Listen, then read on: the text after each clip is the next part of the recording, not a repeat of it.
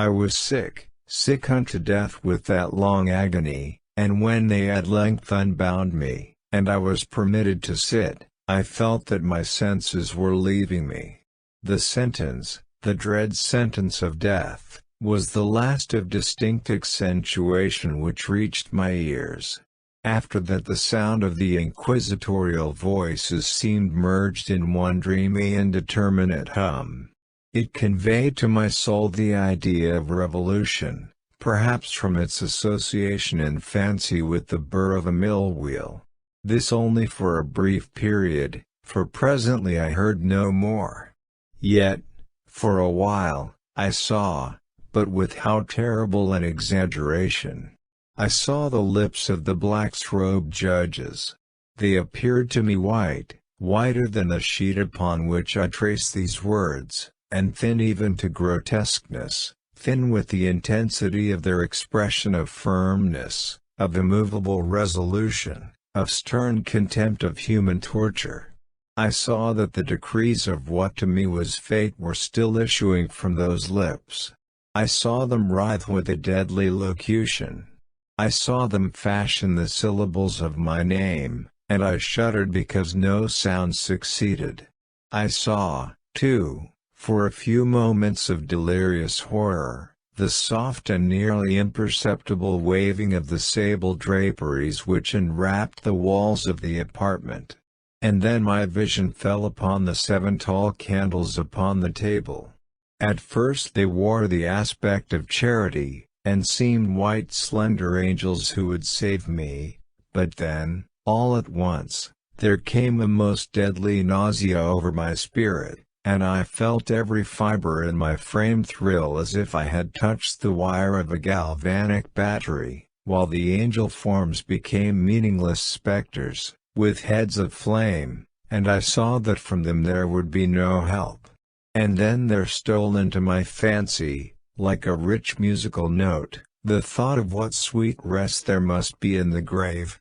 The thought came gently and stealthily, and it seemed long before it attained full appreciation, but just as my spirit came at length properly to feel and entertain it, the figures of the judges vanished, as if magically, from before me. The tall candles sank into nothingness, their flames went out utterly, the blackness of darkness supervened, all sensations appeared swallowed up in a mad rushing descent as of the soul into Hades. Then silence and stillness and night were the universe. I had swooned, but still will not say that all of consciousness was lost. What of it remained I will not attempt to define, or even to describe, yet all was not lost. In the deepest slumber, no. In delirium, no. In a swoon, no. In death, no. Even in the grave all is no lost. Else there is no immortality for man. Arousing from the most profound of slumbers, we break the gossamer web of some dream. Yet in a second afterwards, so frail may that web have been, we remember not that we have dreamed. In the return to life from the swoon there are 2 stages, first, that of the sense of mental or spiritual, secondly, that of the sense of physical existence. It seems probable that if, upon reaching the second stage, we could recall the impressions of the first, we should find these impressions eloquent in memories of the gulf beyond. And that gulf is, what? How at least shall we distinguish its shadows from those of the tomb? But if the impressions of what I have termed the first stage are not at will recalled, yet, after long interval, do they not come unbidden, while we marvel whence they come? He who has never swooned, is not he who finds strange palaces and wildly familiar faces in coals that glow, is not he who beholds floating in mid-air the sad visions that the many may not view, is not he who ponders over the perfume of some novel flower, is not he whose brain grows bewildered with the meaning of some musical cadence which has never before arrested his attention.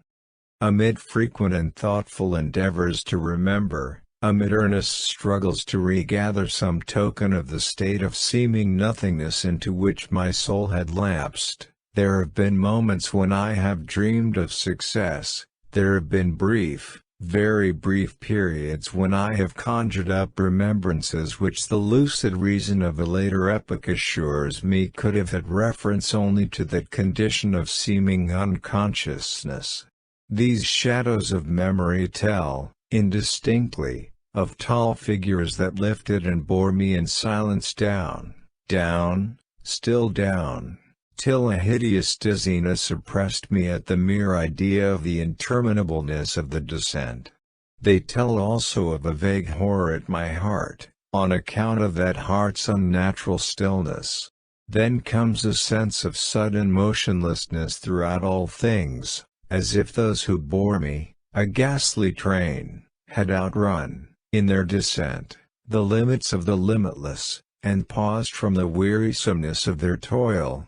After this call to mind flatness and dampness, and then all is madness, the madness of a memory which busies itself among forbidden things.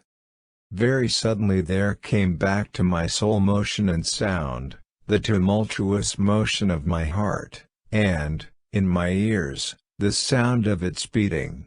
Then a pause in which all is blank. Then again sound, and motion, and touch. A tingling sensation pervading my frame.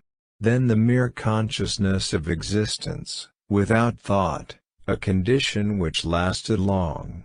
Then very suddenly, thought, and shuddering terror, and earnest endeavor to comprehend my true state. Then a strong desire to lapse into insensibility. Then a rushing revival of soul, and a successful effort to move. And now a full memory of the trial, of the judges, of the sable draperies, of the sentence, of the sickness, of the swoon, then entire forgetfulness of all that followed, of all that a later day and much earnestness of endeavor have enabled me vaguely to recall. So far, I had not opened my eyes. I felt that I lay upon my back, unbound. I reached out my hand, and it fell heavily upon something damp and hard. There I suffered it to remain for many minutes, while I strove to imagine where and what I could be. I longed, yet dared not, to employ my vision. I dreaded the first glance at objects around me. It was not that I feared to look upon things horrible, but that I grew aghast lest there should be nothing to see. At length, with a wild desperation at heart, I quickly unclosed my eyes. My worst thoughts, then, were confirmed. The blackness of eternal night encompassed me. I struggled for breath. The intensity of the darkness seemed to oppress and stifle me. The atmosphere was intolerably close. I still lay quietly, and made effort to exercise my reason. I brought to mind the inquisitorial proceedings, and attempted from that point to deduce my real condition. The sentence had passed, and it appeared to me that a very long interval of time had since elapsed. Yet not for a moment did I suppose myself actually dead. Such a supposition, notwithstanding what we read in fiction, is altogether inconsistent with real existence. But where and in what state was I? The condemned to death, I knew, perished usually at the autodafs, and one of these had been held on the very night of the day of my trial.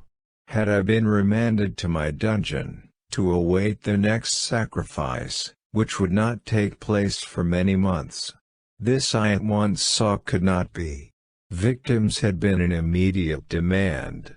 Moreover, my dungeon, as well as all the condemned cells at Toledo, had stone floors, and light was not altogether excluded. A fearful idea now suddenly drove the blood in torrents upon my heart, and for a brief period I once more relapsed into insensibility.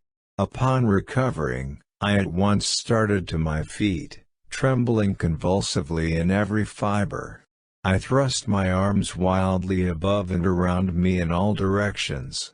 I felt nothing, yet dreaded to move a step, lest I should be impeded by the walls of a tomb. Perspiration burst from every pore, and stood in cold big beads upon my forehead. The agony of suspense grew at length intolerable, and I cautiously moved forward, with my arms extended, and my eyes straining from their sockets in the hope of catching some faint ray of light. I proceeded for many paces, but still all was blackness and vacancy. I breathed more freely. It seemed evident that mine was not, at least, the most hideous of fates. And now, as I still continued to step cautiously onward, there came thronging upon my recollection 1,000 vague rumors of the horrors of Toledo. Of the dungeons there had been strange things narrated, fables I had always deemed them, but yet strange, and too ghastly to repeat, save in a whisper. Was I left to perish of starvation in this subterranean world of darkness, or what fate, perhaps even more fearful, awaited me? That the result would be death, and a death of more than customary bitterness, I knew too well the character of my judges to doubt. The mode and the hour were all that occupied or distracted me. My outstretched hands at length encountered some solid obstruction. It was a wall, seemingly of stone masonry, very smooth, slimy, and cold. I followed it up, stepping with all the careful distrust with which certain antique narratives had inspired me. This process, however, afforded me no means of ascertaining the dimensions of my dungeon, as I might make its circuit and return to the point whence I set out without being aware of the fact, so perfectly uniform seemed the wall. I therefore sought the knife which had been in my pocket when led into the inquisitorial chamber, but it was gone. My clothes had been exchanged for a wrapper of coarse serge.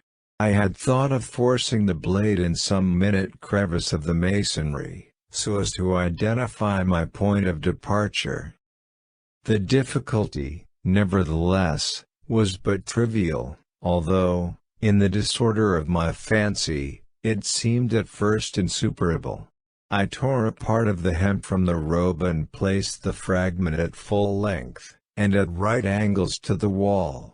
In groping my way around the prison, I could not fail to encounter this rag upon completing the circuit.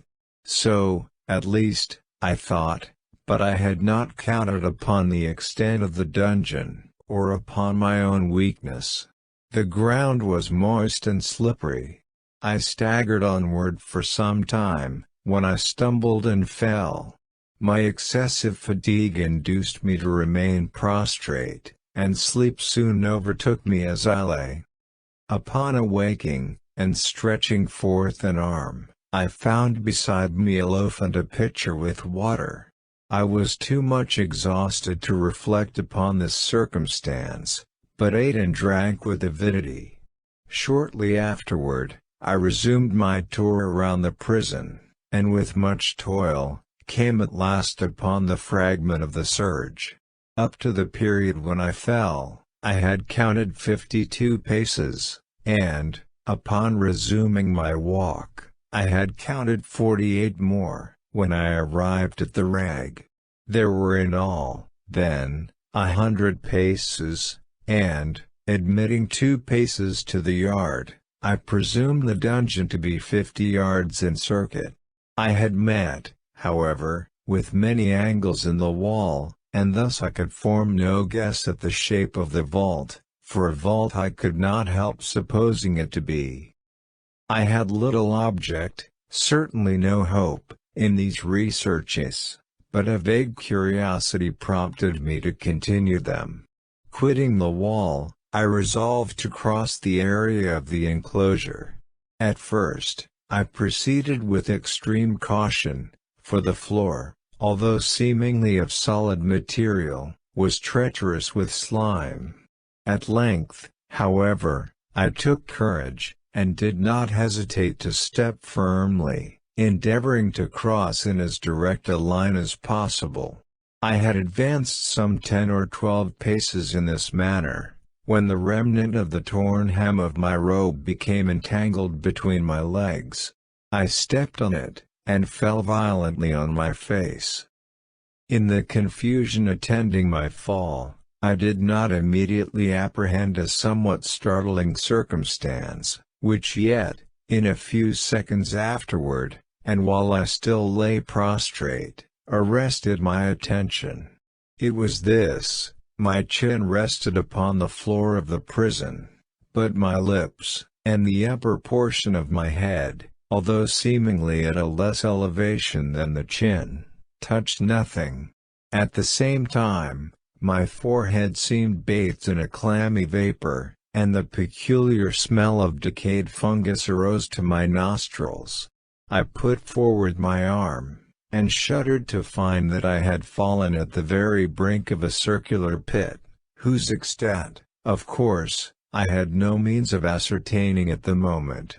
Groping about the masonry just below the margin, I succeeded in dislodging a small fragment, and let it fall into the abyss. For many seconds hearkened to its reverberations as it dashed against the sides of the chasm in its descent. At length there was a sullen plunge into water, succeeded by loud echoes.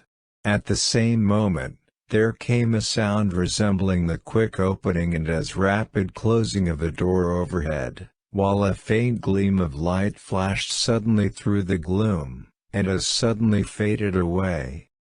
I saw clearly the doom which had been prepared for me, and congratulated myself upon the timely accident by which I had escaped. Another step before my fall, and the world had seen me no more, and the death just avoided was of that very character which I had regarded as fabulous and frivolous in the tales respecting the Inquisition. To the victims of its tyranny, there was the choice of death with its direst physical agonies, or death with its most hideous moral horrors. I had been reserved for the latter. By long suffering my nerves had been unstrung, until I trembled at the sound of my own voice, and had become in every respect a fitting subject for the species of torture which awaited me. Shaking in every limb, I groped my way back to the wall, resolving there to perish rather than risk the terrors of the wells, of which my imagination now pictured many in various positions about the dungeon.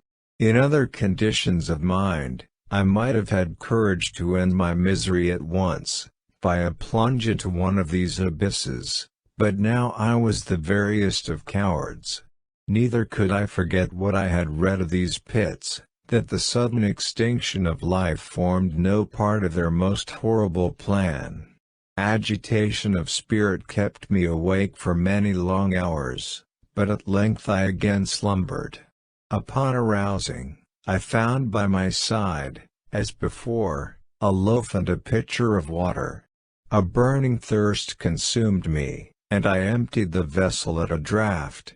It must have been drugged, for scarcely had I drunk, before I became irresistibly drowsy. A deep sleep fell upon me, a sleep like that of death. How long it lasted, of course I know not, but when, once again, I unclosed my eyes, the objects around me were visible. By a wild, sulphurous luster, the origin of which I could not at first determine, I was enabled to see the extent and aspect of the prison. In its size I had been greatly mistaken. The whole circuit of its walls did not exceed 25 yards. For some minutes this fact occasioned me a world of vain trouble, vain indeed, for what could be of less importance, under the terrible circumstances which environed me, than the mere dimensions of my dungeon? But my soul took a wild interest in trifles, and I busied myself in endeavors to account for the error I had committed in my measurement. The truth at length flashed upon me. In my first attempt at exploration I had counted 52 paces, up to the period when I fell. I must then have been within a pace or two of the fragment of serge. In fact, I had nearly performed the circuit of the vault. I then slept, and upon awaking, I must have turned upon my steps, thus supposing the circuit nearly double what it actually was. My confusion of mind prevented me from observing that I began my tour with the wall to the left, and ended with the wall to the right. I had been deceived, too, in respect to the shape of the enclosure. In feeling my way I had found many angles, and thus deduced an idea of great irregularity, so potent is the effect of total darkness upon one arousing from lethargy or sleep. The angles were simply those of a few slight depressions, or niches at odd intervals. The general shape of the prison was square. What I had taken for masonry seemed now to be iron, or some other metal, in huge plates, whose sutures or joints occasioned the depression.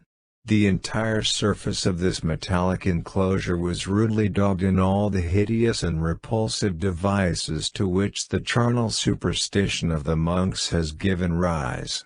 The figures of fiends in aspects of menace, with skeleton forms, and other more really fearful images, overspread and disfigured the walls. I observed that the outlines of these monstrosities were sufficiently distinct, but that the colors seemed faded and blurred, as if from the effects of a damp atmosphere. I now noticed the floor, too, which was of stone. In the center yawned the circular pit from whose jaws I had escaped, but it was the only one in the dungeon. All this I saw indistinctly and by much effort, for my personal condition had been greatly changed during slumber. I now lay upon my back, and at full length, on a species of low framework of wood. To this I was securely bound by a long strap resembling a surcingle. It passed in many convolutions about my limbs and body, leaving at liberty only my head, and my left arm to such extent that I could, by dint of much exertion, supply myself with food from an earthen dish which lay by my side on the floor. I saw, to my horror, that the pitcher had been removed. I say to my horror, for, was consumed with intolerable thirst. This thirst it appeared to be the design of my persecutors to stimulate, for the food in the dish was meat pungently seasoned. Looking upward, I surveyed the ceiling of my prison. It was some 30 or 40 feet overhead, and constructed much as the side walls. In one of its panels a very singular figure riveted my whole attention. It was the painted figure of Time as he is commonly represented, save that, in lieu of a scythe, he held what, at a casual glance, I supposed to be the pictured image of a huge pendulum, such as we see on antique clocks. There was something, however, in the appearance of this machine which caused me to regard it more attentively. While I gazed directly upward at it, for its position was immediately over my own, I fancied that I saw it in motion. In an instant afterward the fancy was confirmed. Its sweep was brief, and of course slow. I watched it for some minutes somewhat in fear, but more in wonder. Wearied at length with observing its dull movement, I turned my eyes upon the other objects in the cell. A slight noise attracted my notice, and, looking to the floor, I saw several enormous rats traversing it. They had issued from the well which lay just within view to my right. Even then, while I gazed, they came up in troops, hurriedly, with ravenous eyes, allured by the scent of the meat. From this it required much effort and attention to scare them away. It might have been half an hour, perhaps even an hour, for I could take but imperfect note of time, before I again cast my eyes upward. What I then saw confounded and amazed me. The sweep of the pendulum had increased in extent by nearly a yard. As a natural consequence, its velocity was also much greater. But what mainly disturbed me was the idea that it had perceptibly descended. I now observed, with what horror it is needless to say, that its nether extremity was formed of a crescent of glittering steel, about a foot in length from horn to horn, the horns upward, and the under edge evidently as keen as that of a razor. Like a razor also, it seemed massive and heavy, tapering from the edge into a solid and broad structure above. It was appended to a weighty rod of brass, and the whole hissed as it swung through the air. I could no longer doubt the doom prepared for me by monkish ingenuity and torture. My cognizance of the pit had become known to the inquisitorial agents. The pit, whose horrors had been destined for so bold a recusant as myself. The pit, typical of hell and regarded by rumor as the ultima thule of all their punishments. The plunge into this pit I had avoided by the merest of accidents, and I knew that surprise, or entrapment into torment, formed an important portion of all the grotesquerie of these dungeon deaths. Having failed to fall, it was no part of the demon plan to hurl me into the abyss, and thus, there being no alternative, a different and milder destruction awaited me. Milder. I half smiled in my agony as I thought of such application of such a term. What boots it to tell of the long hours of horror more than mortal, during which I counted the rushing oscillations of the steel. Inch by inch, line by line, with a descent only appreciable at intervals that seemed ages, down and still down it came. Days passed, it might have been that many days passed, ere it swept so closely over me as to fan me with its acrid breath. The odor of the sharp steel forced itself into my nostrils. I prayed, I wearied heaven with my prayer for its more speedy descent. I grew frantically mad, and struggled to force myself upward against the sweep of the fearful scimitar. And then I fell suddenly calm, and lay smiling at the glittering death, as a child at some rare bauble. There was another interval of utter insensibility. It was brief, for, upon again lapsing into life, there had been no perceptible descent in the pendulum. But it might have been long, for I knew there were demons who took note of my swoon, and who could have arrested the vibration at pleasure. Upon my recovery, too, I felt very, inexpressibly, sick and weak, as if through long inanition. Even amid the agonies of that period the human nature craved food. With painful effort I outstretched my left arm as far as my bonds permitted, and took possession of the small remnant which had been spared me by the rats. As I put a portion of it within my lips, there rushed to my mind a half-formed thought of joy, of hope. Yet what business had I with hope? It was, as I say, a half-formed thought. Man has many such, which are never completed. I felt that it was of joy, of hope, but I felt also that it had perished in its formation. In vain I struggled to perfect, to regain it.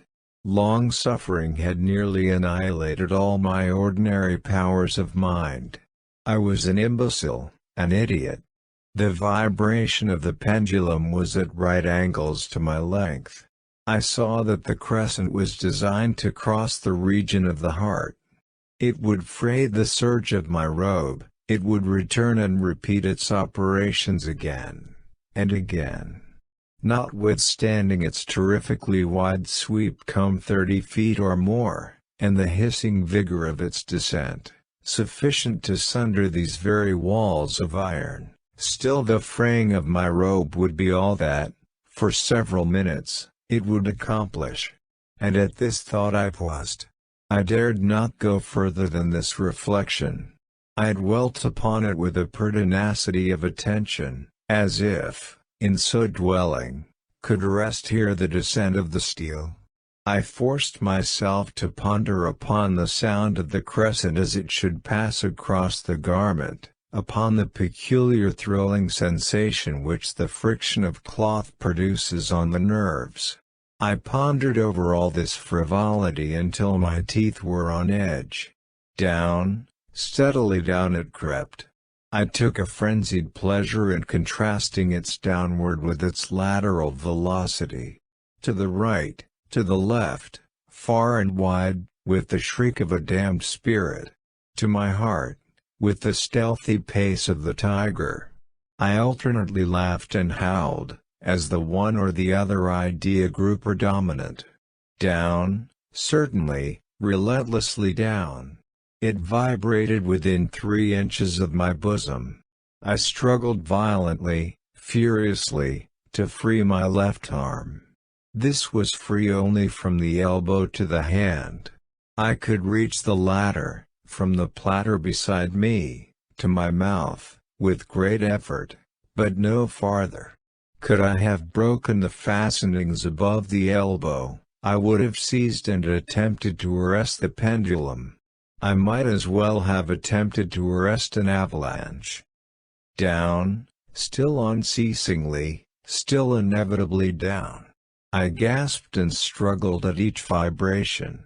I shrunk convulsively at its every sweep. My eyes followed its outward or upward whirls with the eagerness of the most unmeaning despair. They closed themselves spasmodically at the descent, although death would have been a relief. Oh, how unspeakable! Still I quivered in every nerve to think how slight a sinking of the machinery would precipitate that keen, glistening axe upon my bosom. It was hope that prompted the nerve to quiver, the frame to shrink. It was hope, the hope that triumphs on the rack, that whispers to the death condemned even in the dungeons of the Inquisition. I saw that some 10 or 12 vibrations would bring the steel in actual contact with my robe, and with this observation there suddenly came over my spirit all the keen, collected calmness of despair. For the first time during many hours, or perhaps days, I thought. It now occurred to me, that the bandage, or surcingle, which enveloped me, was unique. I was tied by no separate cord. The first stroke of the razor-like crescent athwart any portion of the band would so detach it that it might be unwound from my person by means of my left hand. But how fearful, in that case, the proximity of the steel! The result of the slightest struggle, how deadly! Was it likely, moreover, that the minions of the torturer had not foreseen and provided for this possibility? Was it probable that the bandage crossed my bosom in the track of the pendulum? Dreading to find my feint and, as it seemed, my last hope frustrated, I so far elevated my head as to obtain a distinct view of my breast. The surcingle enveloped my limbs and body close in all directions, save in the path of the destroying crescent. Scarcely had I dropped my head back into its original position, when there flashed upon my mind what I cannot better describe than as the unformed half of that idea of deliverance to which I have previously alluded, and of which a moiety only floated indeterminately through my brain when I raised food to my burning lips. The whole thought was now present, feeble, scarcely sane, scarcely definite, but still entire. I proceeded at once, with the nervous energy of despair, to attempt its execution. For many hours the immediate vicinity of the low framework upon which I lay had been literally swarming with rats.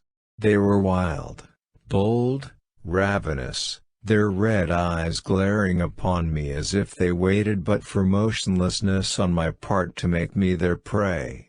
To what food, I thought, have they been accustomed in the well? They had devoured, in spite of all my efforts to prevent them, all but a small remnant of the contents of the dish. I had fallen into an habitual seesaw or wave of the hand about the platter, and, at length, the unconscious uniformity of the movement deprived it of effect.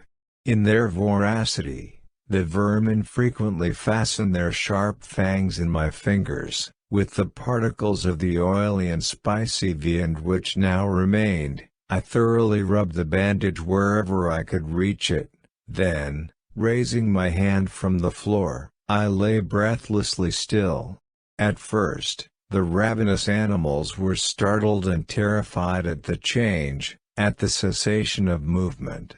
They shrank alarmedly back, many sought the well. But this was only for a moment.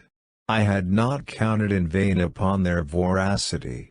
Observing that I remained without motion, one or two of the boldest leapt upon the framework, and smelt at the surcingle. This seemed the signal for a general rush. Forth from the well they hurried in fresh troops.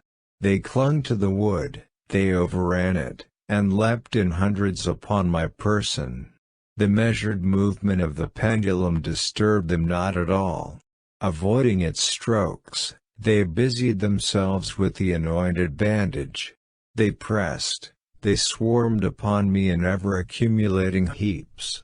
They writhed upon my throat, their cold lips sought my own. I was half stifled by their thronging pressure. Disgust, for which the world has no name, swelled my bosom, and chilled, with a heavy clamminess, my heart.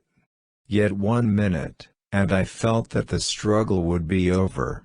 Plainly I perceived the loosening of the bandage. I knew that in more than one place it must be already severed.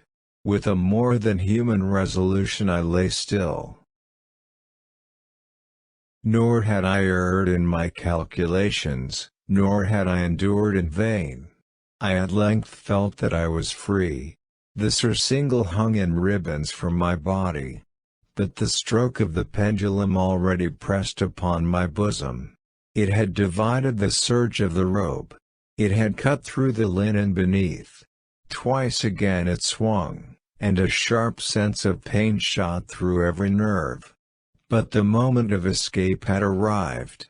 At a wave of my hand my deliverers hurried tumultuously away.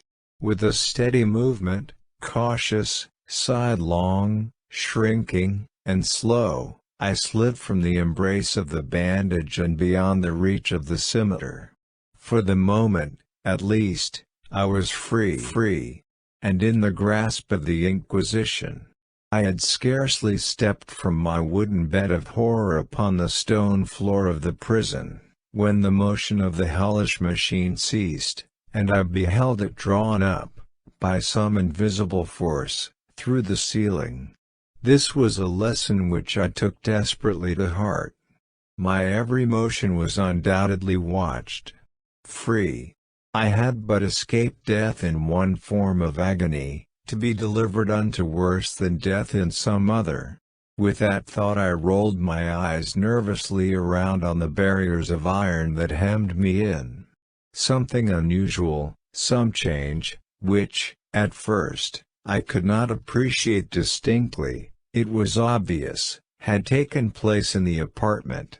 For many minutes of a dreamy and trembling abstraction, I busied myself in vain, unconnected conjecture. During this period, I became aware, for the first time, of the origin of the sulphurous light which illumined the cell. It proceeded from a fissure, about half an inch in width, extending entirely around the prison at the base of the walls, which thus appeared, and were completely separated from the floor. I endeavored, but of course in vain, to look through the aperture. As I arose from the attempt, the mystery of the alteration in the chamber broke at once upon my understanding. I have observed that, although the outlines of the figures upon the walls were sufficiently distinct, yet the colors seemed blurred and indefinite.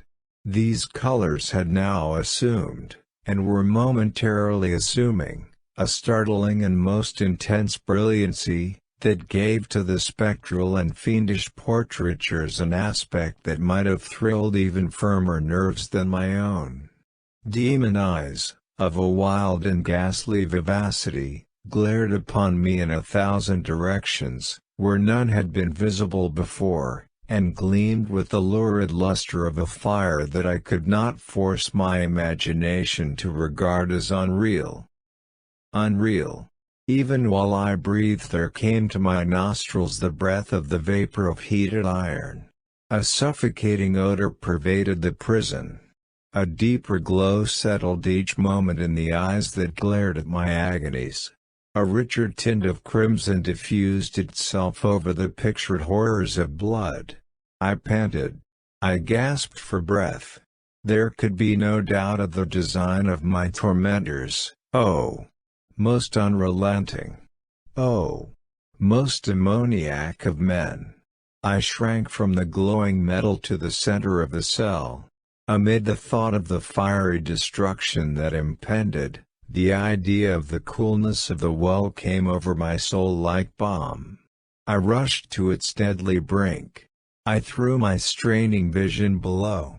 The glare from the enkindled roof illumined its inmost recesses. Yet, for a wild moment, did my spirit refuse to comprehend the meaning of what I saw. At length it wrestled its way into my soul, it burned itself in upon my shuddering reason. Oh, for a voice to speak! Oh, horror! Oh, any horror but this! With a shriek, I rushed from the margin, and buried my face in my hands, weeping bitterly. The heat rapidly increased, and once again I looked up, shuddering as with a fit of the ague. There had been a second change in the cell, and now the change was obviously in the form. As before, it was in vain that I at first endeavored to appreciate or understand what was taking place. But not long was I left in doubt. The inquisitorial vengeance had been hurried by my twofold escape, and there was to be no more dallying with the King of Terrors. The room had been square. I saw that two of its iron angles were now acute, two, consequently, obtuse. The fearful difference quickly increased with a low rumbling or moaning sound. In an instant the apartment had shifted its form into that of a lozenge. But the alteration stopped not here. I neither hoped nor desired it to stop. I could have clasped the red walls to my bosom as a garment of eternal peace. Death, I said, any death but that of the pit. Fool! Might I not have known that into the pit it was the object ate burning iron to urge me? Could I resist its glow? Or if even that, could I withstand its pressure? And now, flatter and flatter grew the lozenge, with a rapidity that left me no time for contemplation. Its center, and of course its greatest width, came just over the yawning gulf. I shrank back, but the closing walls pressed me resistlessly onward. At length for my seared and writhing body there was no longer an inch of foothold on the firm floor of the prison. I struggled no more, but the agony of my soul found vent in one loud, long, and final scream of despair. I felt that I tottered upon the brink. I averted my eyes. There was a discordant hum of human voices. There was a loud blast as of many trumpets. There was a harsh grating as of 1,000 thunders. The fiery walls rushed back. An outstretched arm caught my own as I fell, fainting, into the abyss. It was that of General LaSalle. The French army had entered Toledo. The Inquisition was in the hands of its enemies.